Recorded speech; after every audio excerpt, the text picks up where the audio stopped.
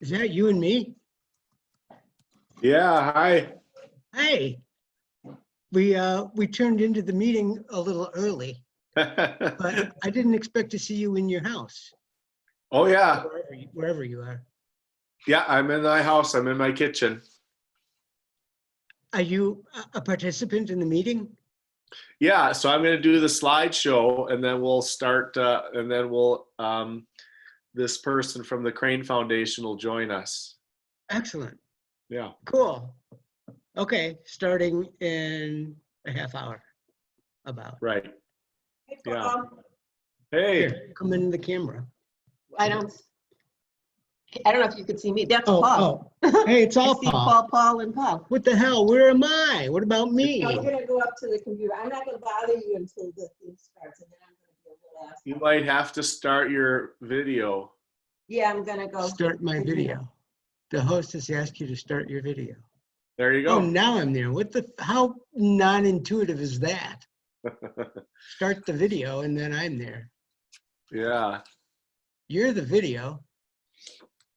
Well, I'm I'll video. do hopefully that this will work and I can even try it out for you. I'm gonna take a look at the screen. Tell me if this works. First month nesting, second month walk, feed, sleep. Okay. Yeah, yeah. Oh yeah, and there's a bunch of cool. You know, we've been using Duo, but we're pretty unfamiliar with Zoom. I like it, Yeah. but I haven't tried Duo. I did try Microsoft Teams, and I also tried GoToMeeting, and I didn't like either one of them as much as I like this. Yeah. So We've been using Duo. yeah, I haven't tried that, so maybe I'll try it sometime. Yeah. Well, I think Zoom is better for larger meetings, from what I understand. Yeah. But we don't go So to a lot of large meetings. uh-huh. Yeah, so Duo is for smaller meetings then. Is that right? Is it for like a smaller group? Right. I think so. That's what it seems like from the usage I've heard about. Yeah. It's for smaller things. Hey, as long as we're talking, Yep. I have cooking questions. Do you know what tasso is? Or tasso ham? Tasso ham, did you say? Well, I'm looking on a gumbo recipe. Uh-huh. And it Yeah. calls for a few things that I don't know, one of which they described as tasso, like T-S-O. And I've looked it up online and they only talk about tasso ham. And Yeah. I've called a bunch of stores now and So you're thinking they it don't have it. you're thinking it is something like a spice mixture or something? It's meat. It's meat? It's some kind of a meat thing. Yeah. So I've heard of it, and it says it's a smoke seasoning used to make all kinds of meat. So Oh, really? I see like a recipe for ham and a recipe for something for seasoning a whole hog, and let's see what else. Huh. Yeah, it looks like mostly pork. Calls for like a cup of diced tasso. Huh. And Okay. I've called a couple stores now, nobody knows what I'm talking about. Yeah. Hey, look, Sue. Can you see Sue? No, I see Sue. Oh, yeah. Okay, good. And somebody else there.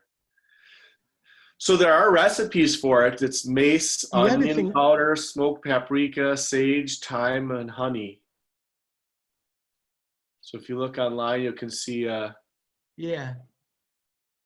and they mixed it with the curing meat and some cayenne pepper. Huh. You know what, Paul? If other people can sign in, probably don't want to know your recipes for tasso. Oh, are Well, people, Jeff asked the question, so, and we do, it's, yeah, when we do our meals, we have a kosher caterer, but not everybody keeps kosher. And I not don't think my everybody gumbo knows recipe the is kosher at all. either, so. Hey, are other people listening to us now? I think there's one person I see on my screen, B, and Yeah. I'm not There's a sure. dog. There's a And nature then dog. there's Mona. Yeah, we have lots of pets in our meeting, so that's fine. There's Mona. Say hi to Paul. It's very funny. Well, Paul, if other people are in on this conversation, let's continue it after the meeting. Yeah, we can do that. Yeah, and The other thing I need is filet powder. yeah, I had some, and the reason I had some was I was in New Orleans and I went to a cooking class and something happened with the chef and they canceled the class at the last minute, so they gave us all some filet gumbo and some cookbooks. So Really? we had to buy the cookbooks, but we got the filet gumbo. So I got to go to New Orleans. No, they'll have it. They might even have it like at Penzeys or some other stores, some specialty food store should have it. Yeah. Yeah, I don't that's know pretty common. Right. I've looked at the packages and it looks like something you'd find in any spice rack. Yeah. What are you looking for?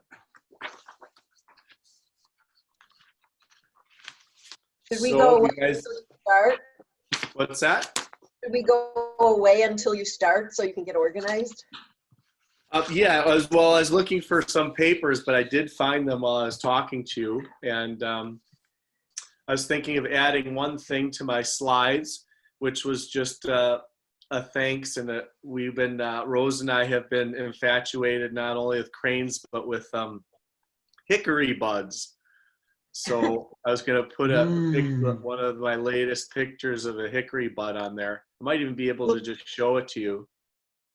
Well, if you want to add it to the presentation. Yeah. Actually, I need to go eat breakfast before that starts. Yeah. So let's talk after. Okay. Okay, so I'm going to check out now. But I want to stay with the meeting, so. Yeah, and you can, if you want to leave it on and come and go, that's fine. And Okay. you can, you should be able to mute yourself if you're still eating while we start. Oh, good. That's good to know.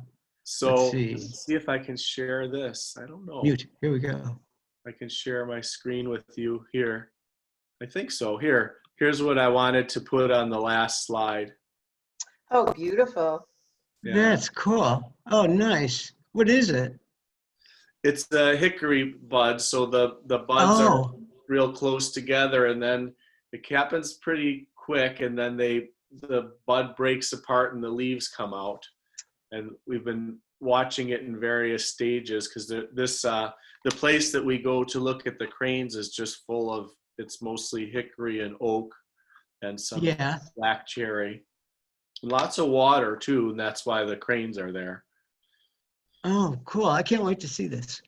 Yeah, so it's been a fun month watching these guys, and hopefully we'll continue for the next month. It might get harder and harder to find them, because for the first month, one of them had to be on the nest, I think 24/7, except for getting up, sometimes rearranging the eggs and stretching a little bit. So other than that, there was always one on the nest, and the other ones weren't, usually the other one wasn't usually too far away. And we followed that all over the place through the park and through the pond and through a little bit of woodlands and out into the neighborhood. And so we were just, and it was kind of fun. And I'm curious, when this woman comes on from the Crane Foundation, what I'm curious about is I'm wondering if we, caused any tourists or problems with the with the crane, just following it around, because I'm not so sure, we thought it was lots of fun, but I'm just kind of wondering, did the crane find it, Right. disturbing that we were literally following it around sometimes. We followed it around one day for, I think, like almost an hour and a half or more. Oh, Just wow. following this crane around wherever it went. So You had said there was a couple, right? what's that? That there were two cranes. I thought you said yesterday. So there's 2 parents and 2 kids. Yeah. Oh, excellent. Those Okay, are I gotta Colts, go. I right? gotta go eat. Yep. So I'm gonna step away. Okay. Not only do I not want people to hear me eat, I don't want them to see me eat. Yeah. It's kind of gross. Yeah. I think it's, Dripping oatmeal all over my shirt. yeah. Okay, so I'll be back. Okay. We'll see you in a little Bye. bit. I'm stepping out too until you start. Okay. So it should be pretty, people will come in early. That's why I came in early. So people will start coming in. And if you want to say hello to some people in the next like 10 minutes, I think hopefully most people will join, close to 10:25 or so. And then I'll start it a little bit after 10:30 so we can, so we can get through some slides and get people some information so we can all ask questions. Okay. And you guys, you can stay as long as you want. So if something comes up, that's okay. Rose is going to try to come too. Oh, And, good. So I hope that, you'll see her, and, if you want to say hello afterwards, if she can stick around, maybe she will. Is it going to be recorded? I think it is being recorded. I have to check my, the Zoom thing. Yeah. So if we miss anything now, maybe we'll be able to get it. Yeah. And I'll be We've able planned to, our morning around this, so we won't miss it. good. Me too. Yeah. Okay. Back to Brenda. Better you than Bye. us. Okay, see you in a bit. Okay, thanks.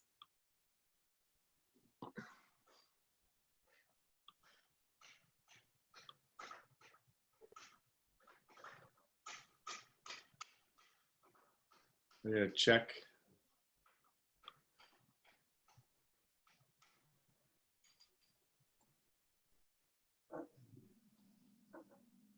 Yeah. Okay.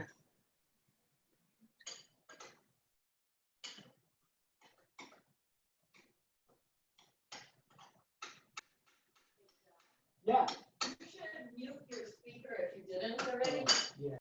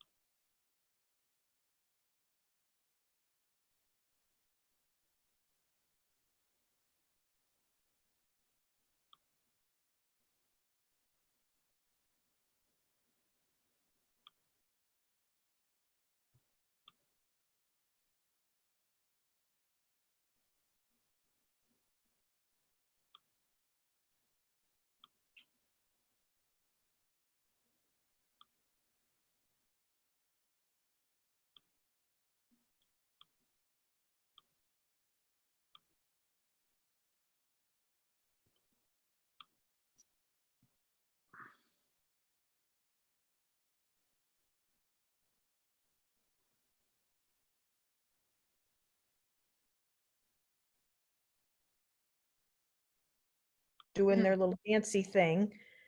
And we're watching and we're like, wow, well, we were saying she, okay, I don't know if it was a she. The other one was, well, they were She both injured. sort of eating, and then she laid down Now later on the way back down the road, we saw both of them were sitting down in the grasses. Uh-huh. But like that was sort of odd to see the wing, one wing, sort of.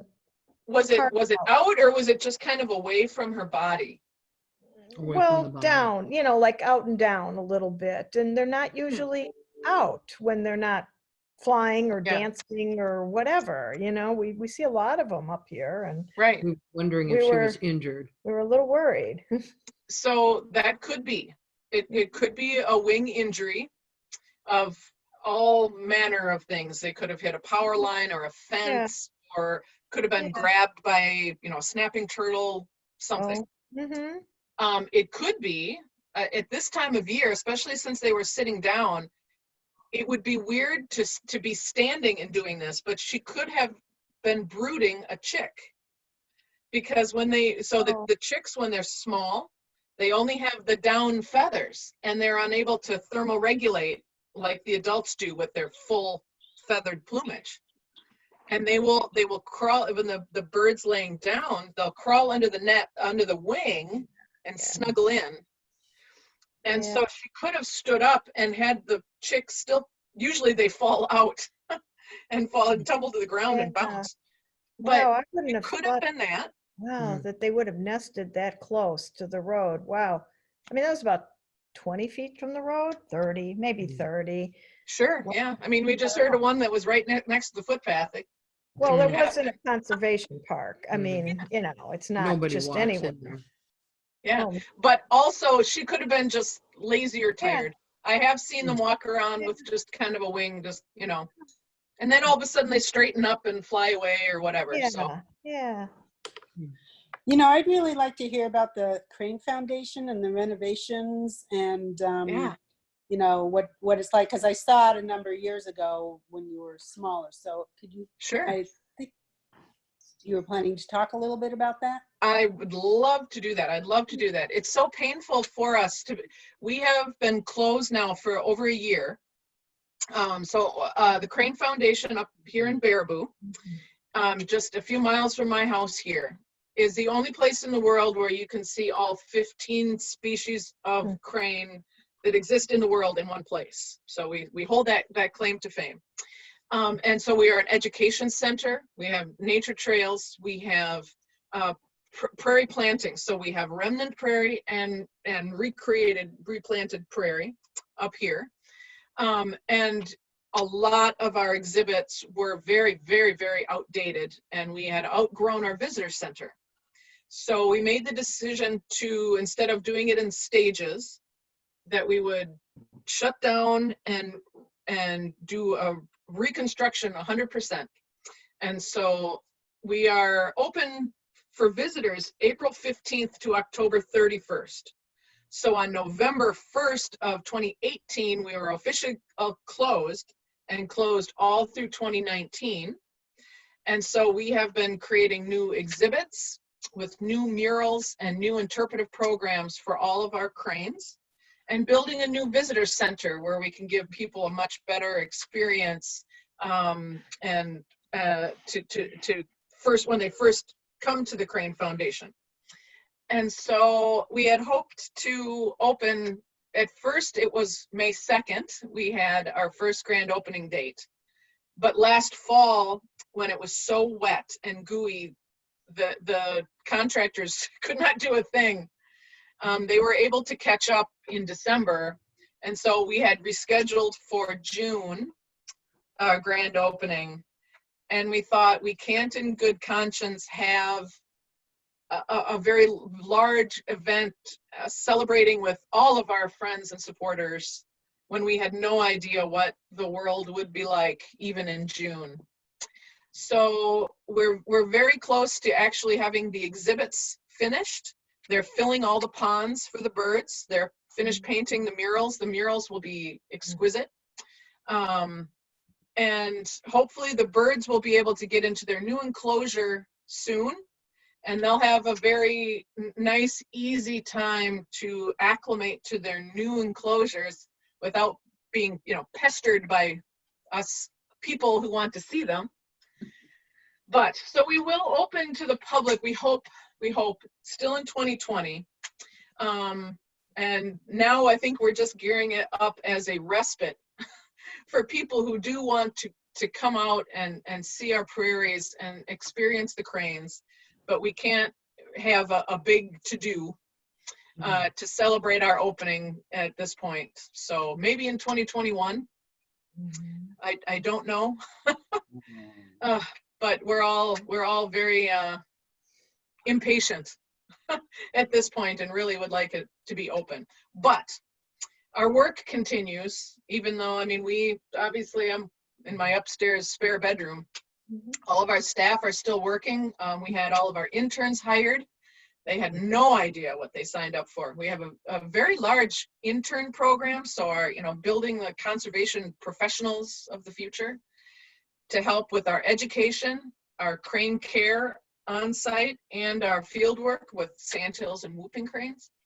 So, boy, they have done an absolutely phenomenal job of keeping themselves occupied and doing the work that they didn't sign up for, but ended up with this pandemic. We're doing a limited amount of field work now. We have whooping cranes that are hatching, and we're trying to keep track of those. So there's quite a few whooping crane chicks that are on the landscape now. We're very excited about that. Education is doing what they can exactly like we're doing virtual classroom visits and coming up with curriculum for teachers to use for students. Our crane care staff is on site by themselves, and we had some pretty stringent biosecurity measures in place to make sure that they don't get sick. So we always ensure that the cranes are well taken care of on site. We have obviously a lot of rare and endangered cranes in our non-public areas. So that was order number one when this pandemic really became a real threat to the US is making sure that our crane care staff was safe to be able to continue to care for the cranes. So that is a very short story, but there's lots of information on our website about, there's time-lapse videos of how all of this is happening and other little stories about some of the, some sneak peeks about what to expect when we open. So please visit that, www.savingcranes.org. Yeah. For all your crane You guys information. should have a link to that, and also to one of Ann's talks. And maybe you could say about, on this morning I was listening on public radio, and they had two museum owners on, because they were doing virtual tours of the museums and doing webcams and stuff like that. So Yeah. we already talked a little bit about YouTube, that you are on the YouTube channel, and also you can access the talks through your website. But how can we interact, right now virtually if we want to?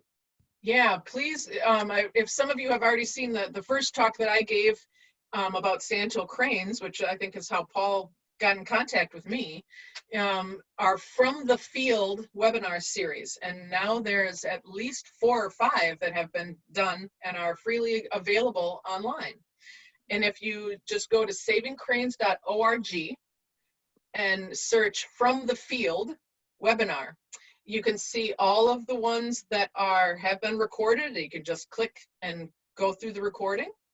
But you can also sign up for some of the ones that are upcoming in the future. We have them scheduled now every Thursday at 11 through the end of May and into June already. So showcasing a lot of our work worldwide. So we've had presentations about cranes in Africa, and we have had one about our work in China and all of the crane species that are there, and planning on quite a few more about whooping cranes here in the US.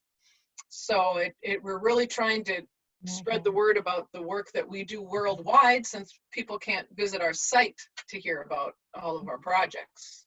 So please do visit. Have you ever been featured on PBS?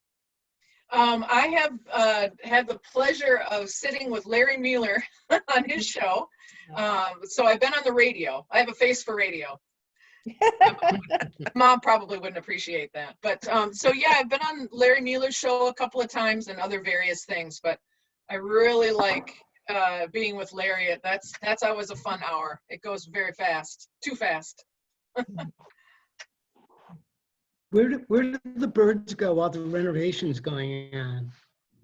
So all of the ones that were on display are in our captive facility we call Crane City, which may or may not be too original. But so that is our out of public view breeding area. So that's where we keep all of our off exhibit birds.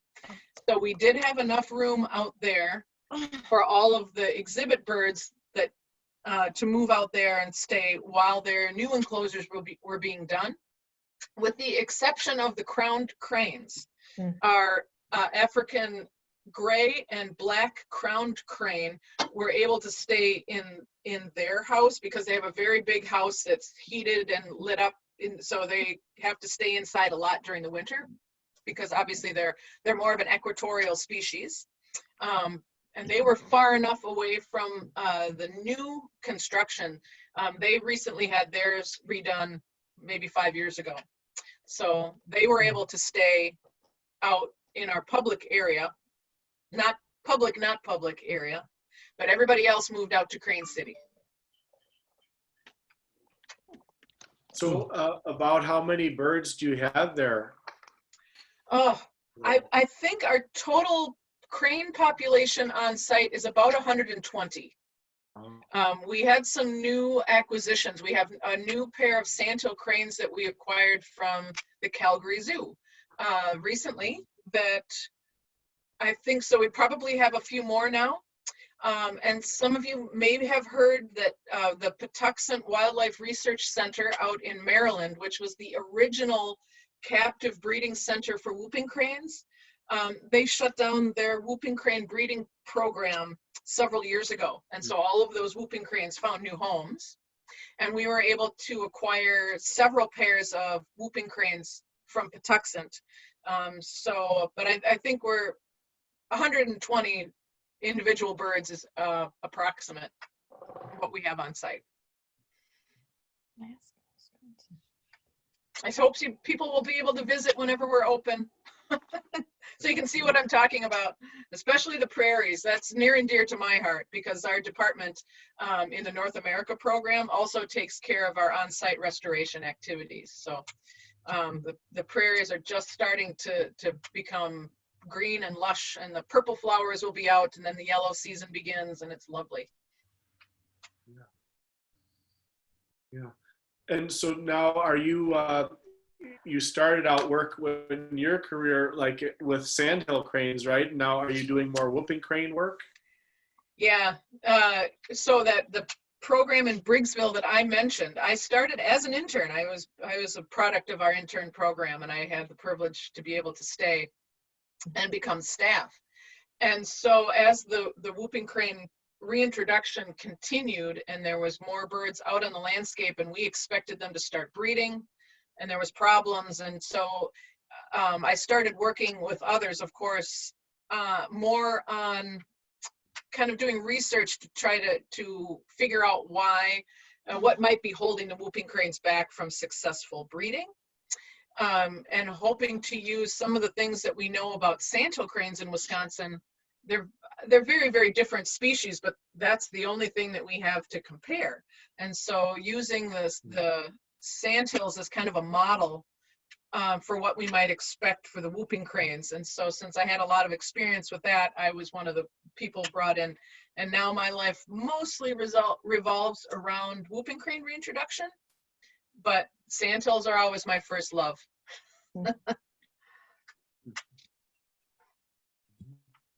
Are there still a lot of nesting at Briggsville? Yes. Yep. And we're still maintaining a presence out there. Nest active at Briggsville? Yeah. Yeah. We want to make sure that, you know, it's a long-term study is only as good as all the information that you can get from it. It needs to be continuous. So we do try to maintain our presence out there, both to record the cranes, but also with people. We can't do any work anywhere worldwide unless we have the cooperation of the people that are living with those cranes. And so they're mostly farmers out there, of course. It's changed over time. I've seen a lot of turnover. More people living out in the country, but not farming, of course. And but really maintaining that connection with the landowners so we can do the work that we need to do with the cranes with their permission. So we really want to make sure that we kind of keep that tradition alive out there. Are there places you recommend to go see cranes reliably? Well, fall is always a good time to see the big bunches. I mean, I think all of you know that crane pair that you always see, and a lot of you have already ticked them off your list. But in fall, if anybody has heard of the Platte River in spring, is absolutely phenomenal for their crane migration.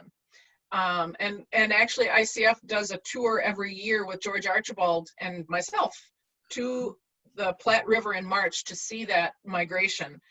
And we had to cancel this year. It was painful. It was just, I miss that. Our birds don't do that in the spring. They do it in the fall. They gather in the big numbers and usually on the Wisconsin River.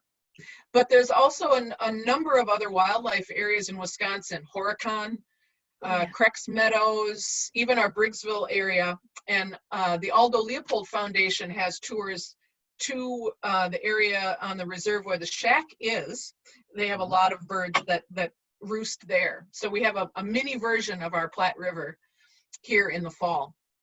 And so it's a little bit more spectacular to see the birds congregating in the fall. But nothing compares to when the birds return in the spring and they start nesting and we start to see the little ones come out. But those are harder to predict. Any idea why they migrate in big groups? I mean, is that protective of them in some way? Is it more efficient in terms of flying? I mean, is that one of the reasons? Or all of the above. So, much like geese will fly in that V, cranes will also.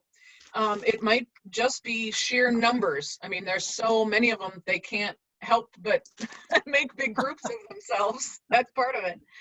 But yeah, I have seen them. If we come if we're going to do a count, how many are in a given roost, we'll sit there obviously in place before the birds get there and wait for them to come in. And there's always got to be somebody that's first. And so a bird or a pair or a family group will land in one spot on a sandbar. And invariably, the ones that come in will join that bird. These are very territorial species. It's less so in the fall, but there's still a little bit of that. But I'd rather land where you are and you're alive, so it must be safe, rather than going over there and taking my chances by myself. So these birds will just pile in more and more and more right next to each other and form big groups until somebody's brave enough to start a new group somewhere else. And then more birds will join in. It's really fascinating to watch. So it is probably safety. Yep, everybody's got a sentinel looking out for them if they're in a group. right.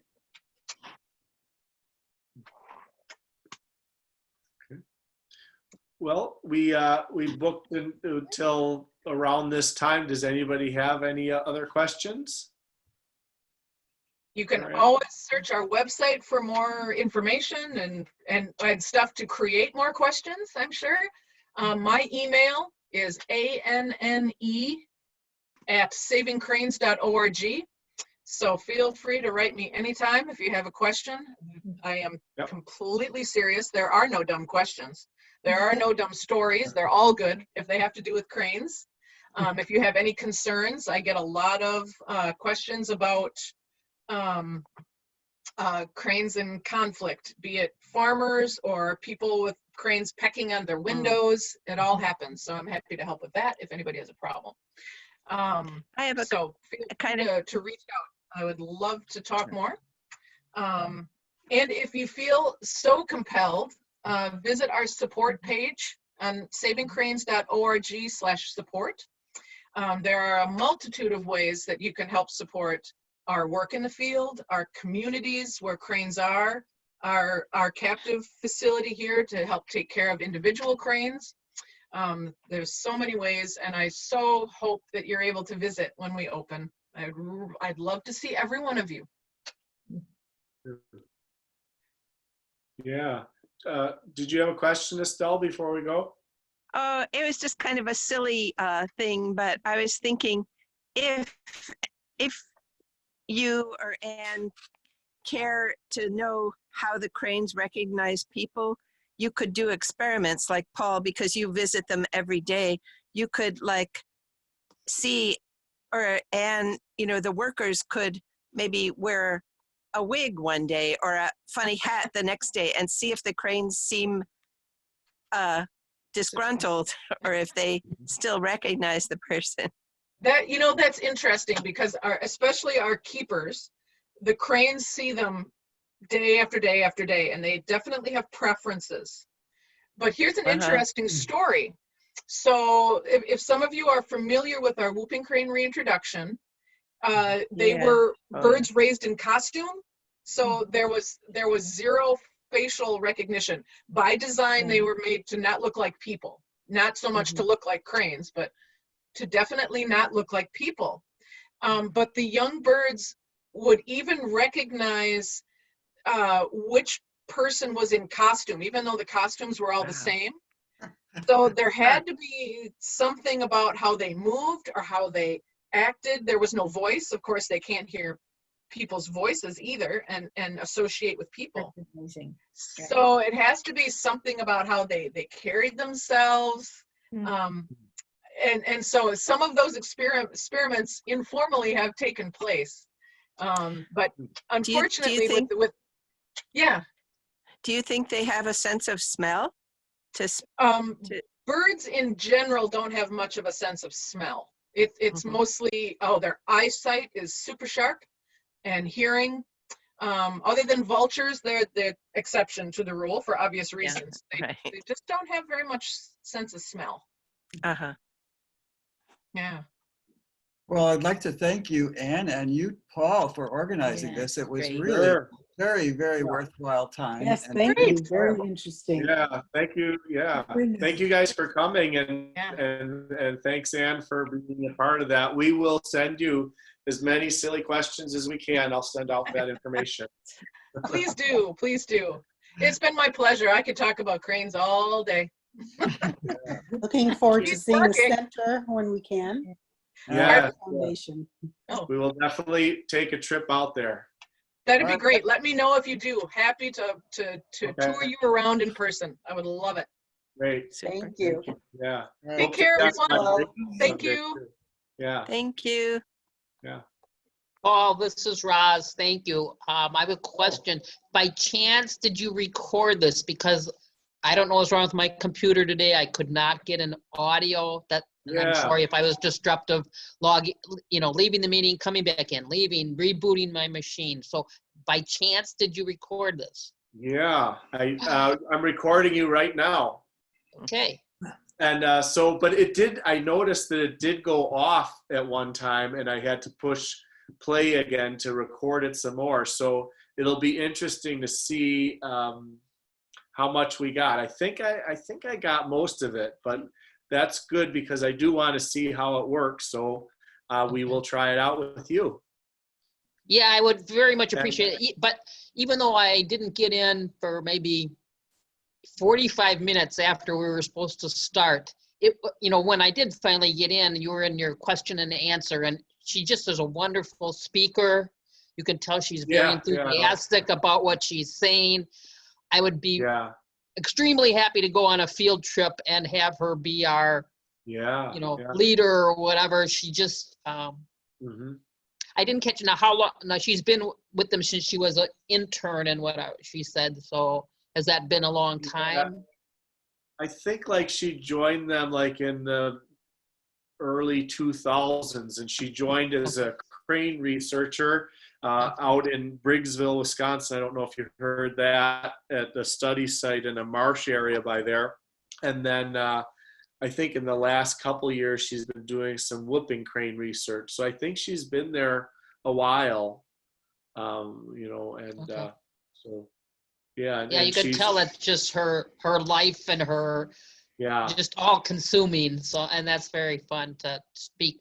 No Yeah. matter what somebody's expertise is, it's always enjoyable to hear someone's passion. Did you hear that she has a couple recorded talks on the Yeah, International I heard her Crane say that. Foundation website? And Yep. I actually like the talk that she talked about talking on the Larry Mueller show, and that you can also get a recording, you know, on your computer. And that one was a little bit more about like more like crane life. The one that she was doing on the Crane Foundation website was more about conservation issues, and which are really important. But I did enjoy also the Larry Mueller one was more about like kind of what we talked about today, like where do they nest and how do they recognize their mates, and you know, how long does it take for the eggs to hatch, and do the eggs hatch at the same time, and some of the life story was on the Larry Mueller show that I really enjoyed. So the times that I logged in, even though I couldn't hear anything, it looked like you were speaking. So did you give the presentation today? Yeah, so Rose, Okay. my friend Rose and I have been watching some cranes by a park by our house. And so we didn't get in on the nest building, but as soon as they started sitting on the nest, we started taking photos of them. And Okay. we did that through the whole month. And then the chicks hatched 11 days ago. So we've been taking Ooh. pictures of the chicks. So I Happy showed birthday. Yeah, yeah. So so hopefully that will be recorded. If it isn't recorded, you know, it's possible that I could just you know, get you a download of the slideshow too, or we could show it again too. So I have that on my computer. okay, because you saw them born 11 days ago, I don't know that much about cranes. So this time next year, do you expect those babies to come back to the same place? Is that their habit? Yeah, what's the more likely scenario is that the two parents will come back to the same place. Ah. So a lot of times with the birds, the kids have to find a new location, but they might come back. They might come back migrating with the parents, but the parents, you know, after the first year, they're usually kind of on their own. And the parents, you know, they call it nest fidelity. And the parents, you know, pick a nesting site and sometimes will stick with it for 10, 20, or even more years. The oldest one I think they found wild, a crane, was 36 years old. Wow. And some of them live in a little bit older in captivity, but like the 36-year-old, it's possible they can start, you know, breeding at 2 or 3 years old. So the 36-year-old crane might have had like 30 years of experience of nesting and raising chicks. So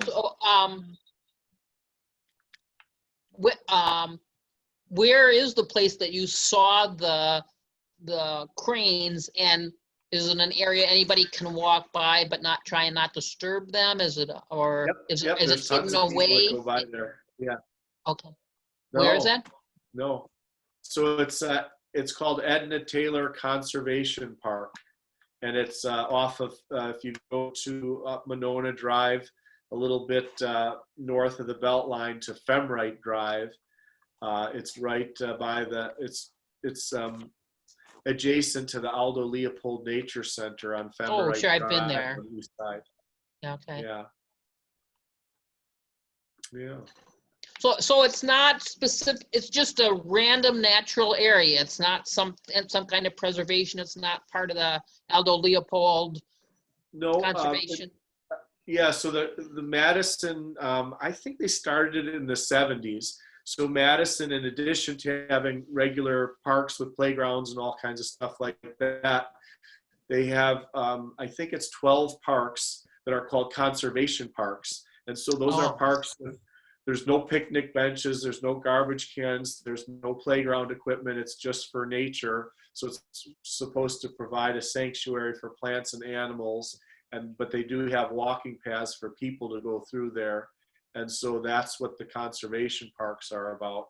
And this is one of those 12. And I think it's one of the bigger ones. There's also Owen Park, which is a really cool conservation park. And that's right by the right by Jewish Social Services off of Inner Drive, just north of Mineral Point. Wow. So those are two really good parks to watch birds because, you know, they're very diverse, and this Edna Taylor Park has the advantage of a lot of water. It's just in a really low spot in Monona, and so there's 1, 2, 3, 4. There's at least 5 ponds and maybe some more, and then there's a bunch of woodland area, and there's a bunch of prairie area. And so it's real diverse habitat, and it just attracts a lot of interesting plants and animals there. So these cranes that you found that had the babies, have you noticed other cranes as well, but you're just kind of focused on this pair because they had a baby, or? Yeah, we are attached to the pair. We've named them Princess Leah and Luke. And we're still not sure about the kids because they just don't seem to have much of their own distinct personality. They have a lot of personality, but we're not sure about, you know, they don't have a character yet. So that we can tell. So, but there are 2 other cranes that we've been seeing, and we're not sure if they're just, you know, not yet breeding age, that are kind of hanging out by the prairie. And we've been hearing them and seeing them occasionally, but there isn't a path by where they're at. And so we're not sure if they're a nesting pair or just some other pair. And then we see some that are flying over across the park, and they go into this grassy area by a condo.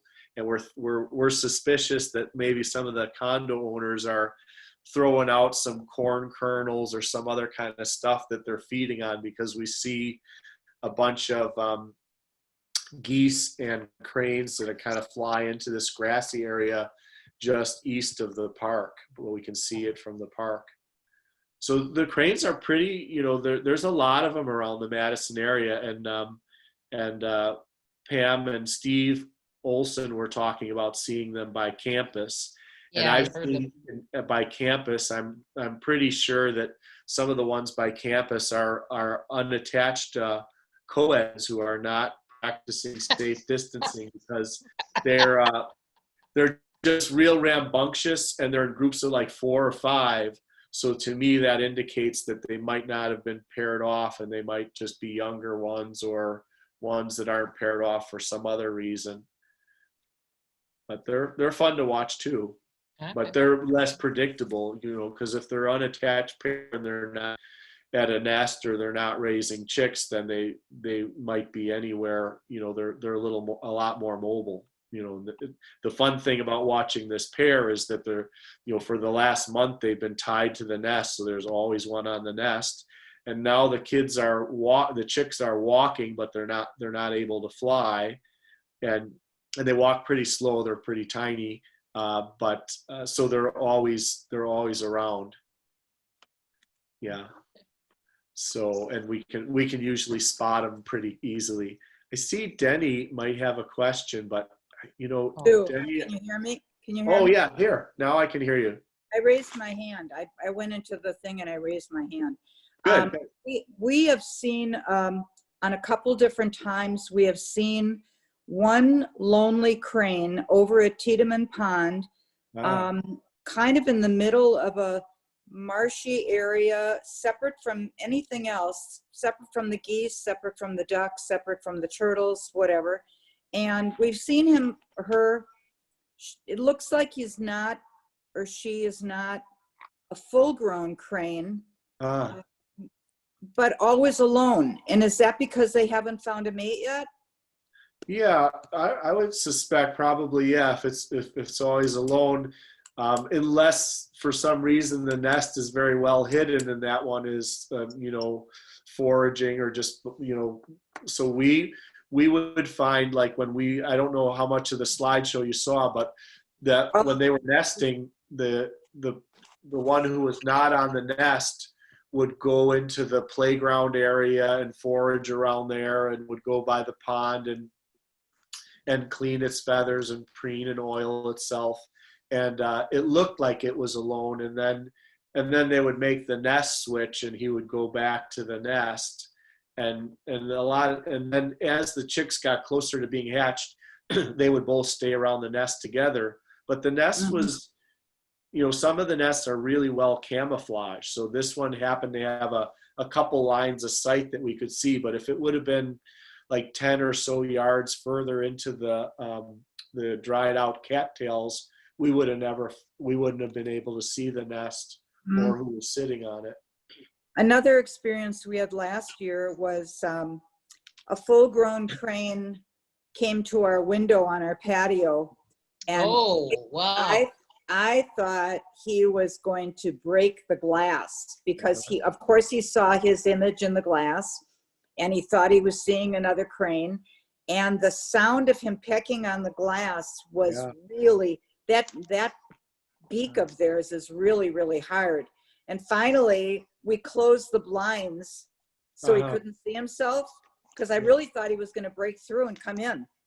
And and we closed the blinds and he went away. Yeah. Yeah, they're pretty powerful. I wouldn't want to get in a fight with one. Nope. Denise, where do you say that you live, that these cranes were by your house? We are at High Point Gardens on the west side off of Old Sauk Road. And there are two ponds behind our house. So we see a lot of different things. But aside from the cranes, we walked Tiedemann Pond yesterday, and we saw baby geese that I've never seen, the yellow, fluffy, big, beautiful baby geese with their parents. There were 4 of them. And we saw 2 families of ducks with, I think, 10 or 13 babies. And the turtles were out in abundance. Yeah, that's fun. So Tiedemann Pond's a good one. Yeah. Yeah, I'll have to go out there sometime.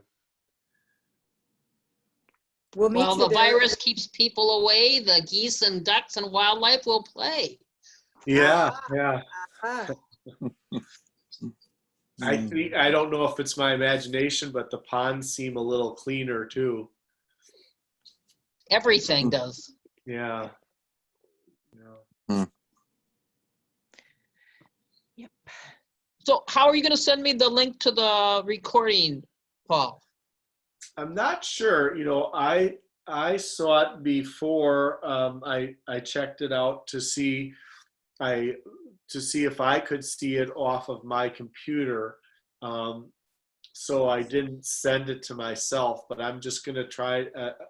It's in this format called MP4, which I think most computers will recognize. So I'm just, after we get off, I'll take a look at my, on the Zoom administrator thing, and I'll see if there's a way to copy and send a link to your email.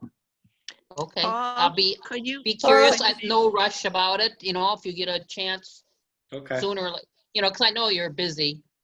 Yeah. could you put Staying me safe on at your home, I hope. on your list, because I spaced out the meeting. I missed the beginning. Yeah. So you missed some of the slides. Yeah. Yeah, The it was first- terrible. All of a sudden, I looked at my calendar and Yeah. And we'll So figure out. Paul, I'm Denny again.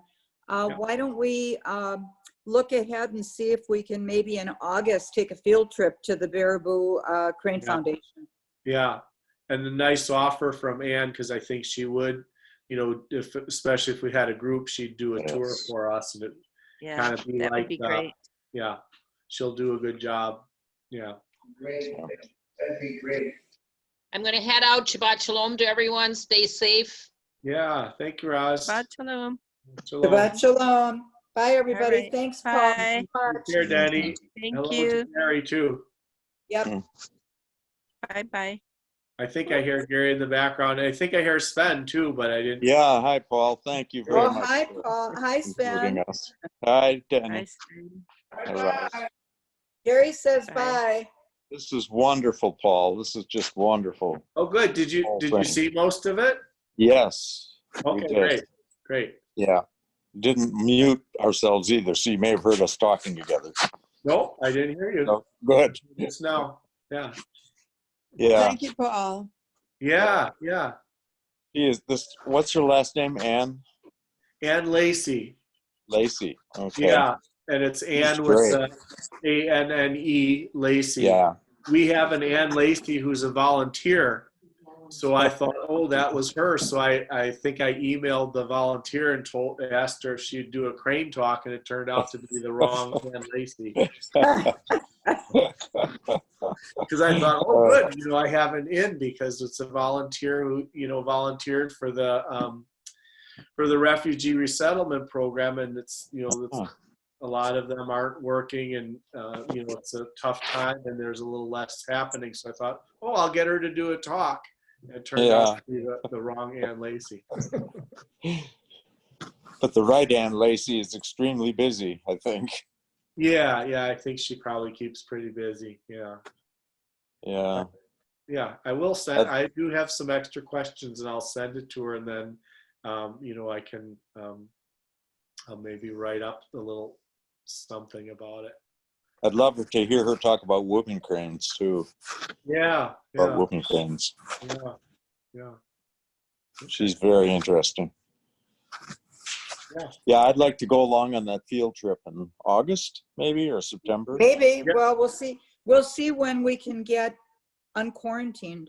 Right. Yeah. I think as soon as they open it, we should try to, because we could be flexible about going on a weekday, so we can do that. Mm-hmm. Yeah. Okay. Jenny, what is that image on your face? Well, it's the image I have on Facebook, and I can't seem to get my real face. Some Zoom meetings I go in and you can see me, and other Zoom meetings you see. I was in a doll making mode for a few years. Oh, it looks like a puppet or a doll. Yes. Yeah, the doll, and she's sitting on an apple gourd, and she's been on my Facebook. I should change it and put something else on there. I like it, but I'd like to see you sometime too. Yeah. Yeah, right. Yeah. And Gary. Okay. All right, Well, take care. Be Thank safe, you, be healthy, everybody. Thank you. You too. Yes, everybody I'm be leaving. healthy. Okay. Yeah. Bye. Yeah, goodbye. Take care, son. Yeah, you too, Paul. Thanks Okay. again. This is Yeah. great.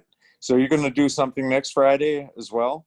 Yeah, so next Friday is the 15th, right? Yeah. Oh, we have a woman who's a professional balloon artist, and she's going to come and make some balloons, and we're going to see whose birthday was in April and May, I guess. So hopefully you could come, and she would maybe make you a special balloon. Yeah. On, I mean, she ties these balloons. She blows up long balloons and ties them in various shapes. Yeah, and she's a real professional. She actually did. They interviewed her on a documentary about balloon making and and the business itself. And so and she had Naomi. I forget. I'll send you the. I'll send you the link, and it has her company on it. She has her own. Yeah. company. At same time, 10:30 next Friday. Yep. And what about Larry Mueller's show? I'd love to hear that too, where he interviewed Ann. Yeah, so I could send the link to you guys too. To the Larry Mueller show? Yeah. That'd be wonderful. You can find it on the computer and then just play it whenever you want. Yeah, he's such a smart, warm interviewer. He's a professor at the university too. So. Yeah, he's good. What's his field? Is it botany? No, it's not. biology. I Then. remember he said something about it. He works for the extension. He's a professor at UW Extension. Ah, Uh, Tom Zinden would know him then, probably. yeah, I think a lot of people know him. I forgot what he's, he is a professor, and I forgot what his field is, though. Yeah, he's still teaching, I know. He mentioned that a week or two ago. Yeah. He has to prepare for classes online now.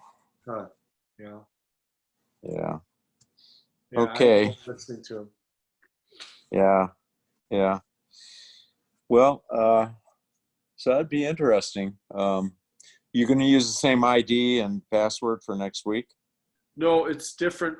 I think, for some reason, the yoga from a chair, we were able to use the same ID, but I think for these other programs, we have to use a different one. So I'll just send it the same way, Okay. in a link again. All right. Because I think it's different.